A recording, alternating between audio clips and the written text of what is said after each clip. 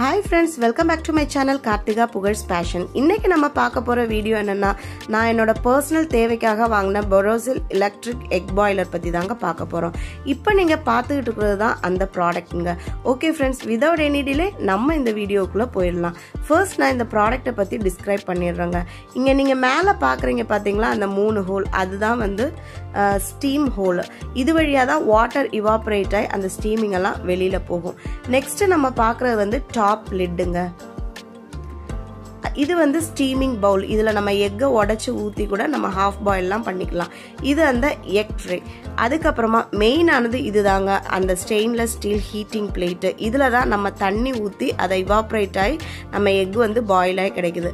நான் இன்னைக்கு வந்து ஃபுல் பாயில் பண்றதுனால 50 ml வாட்டர் எடுத்துக்கிட்டாங்க. லைக் இதில் வந்து மெஷரிங் வந்து எப்படி இருக்குன்னா ஹார்ட், மீடியம், சாஃப்ட்னு இருக்குது.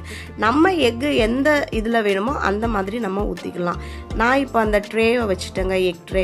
ஆக்சுவலாக என்னோட எக் ட்ரே வந்து 7 எக் வைக்கிற மாதிரி ட்ரே. இது 8 எக் வைக்கிற மாதிரி ட்ரே கூட இருக்குது. அது உங்கள் விருப்பப்படி நீங்கள் வாங்கிக்கலாம். இதை நான் அமேசானில் தாங்க வாங்கினேன். இப்போ பாருங்கள், இந்த 4 எக்கையும் நான் இதில் பிளேஸ் பண்ணி அந்த லிட்டை வச்சு க்ளோஸ் பண்ணிட்டேங்க. நெக்ஸ்ட்டு நம்ம மெயின் ஸ்விட்சை ஆன் பண்ணிட்டு இந்த பவர் பட்டனை பிரஸ் பண்ணிடலாம்.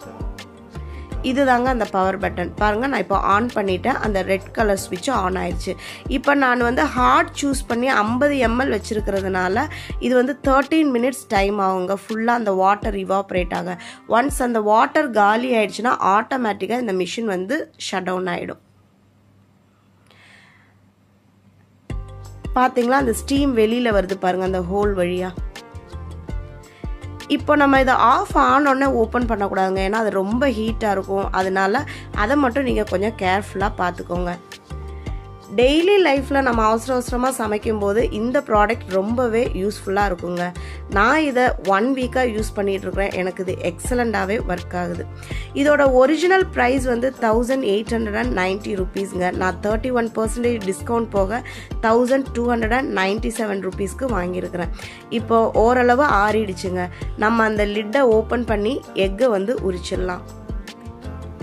மெயின் ஸ்விட்சையுமே ஆஃப் பண்ணிடலாம்.